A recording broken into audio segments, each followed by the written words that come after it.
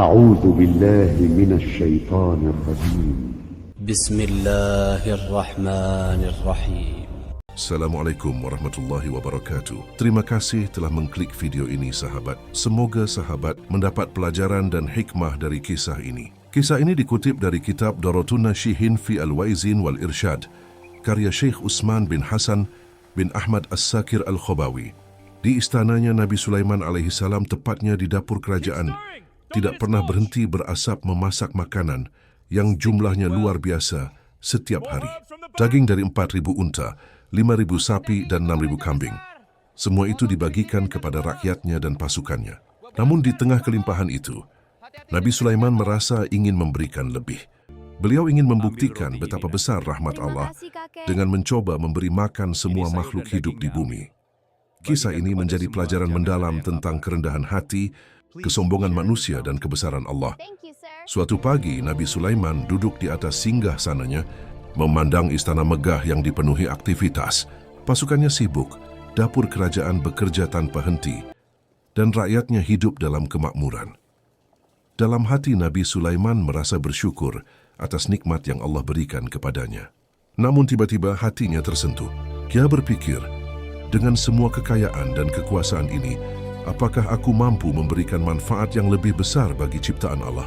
Nabi Sulaiman segera mengangkat tangan ke langit, memanjatkan doa yang tulus, "Ya Allah, Engkau telah menganugerahkan kepadaku kekuasaan yang tak tertandingi.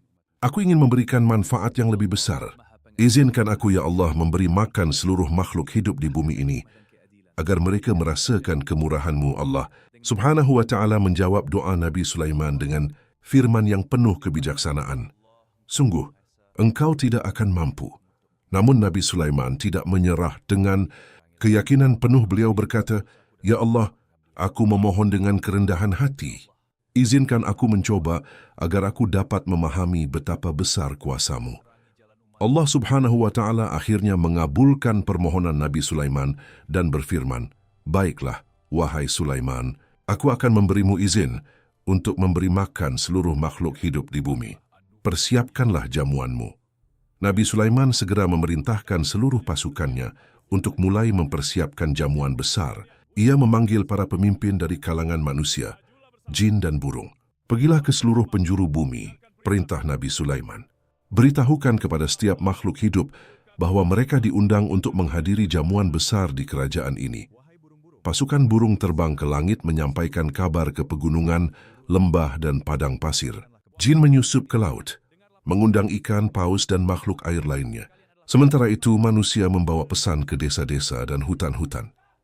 Dalam beberapa hari, kabar tentang jamuan besar Nabi Sulaiman menyebar ke seluruh bumi. Nabi Sulaiman juga memerintahkan dapur kerajaannya untuk mempersiapkan makanan dalam jumlah yang belum pernah dibuat sebelumnya. Mereka memasak dalam wadah-wadah besar, dan dapurnya yang panjangnya setara dengan perjalanan 1 bulan. Daging unta, sapi, kambing dan makanan lain diolah menjadi hidangan yang menggugah selera. Makanan itu disusun berbaris, membentang sejauh mata memandang. Pada hari yang telah ditentukan, makhluk dari berbagai penjuru bumi mulai berdatangan. Gunung-gunung bergetar oleh langkah hewan-hewan besar seperti gajah dan badak. Langit dipenuhi burung yang berterbangan, sementara di lautan paus dan ikan besar bergerak menuju pantai. Nabi Sulaiman berdiri di tengah-tengah mereka, tersenyum penuh kebanggaan. "Lihatlah kemurahan Allah," ujarnya kepada pasukannya. "Hari ini kita akan menyaksikan betapa besar nikmatnya."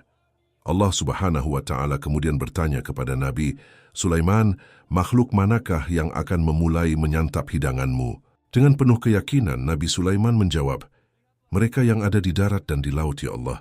Allah pun memerintahkan seekor ikan besar dari lautan untuk maju dan memulai jamuan itu. Ikan itu adalah makhluk raksasa. Ukurannya melebihi kapal terbesar di zaman itu. Ketika ikan tersebut mendekati meja panjang yang telah disediakan, semua makhluk menatap dengan rasa penasaran.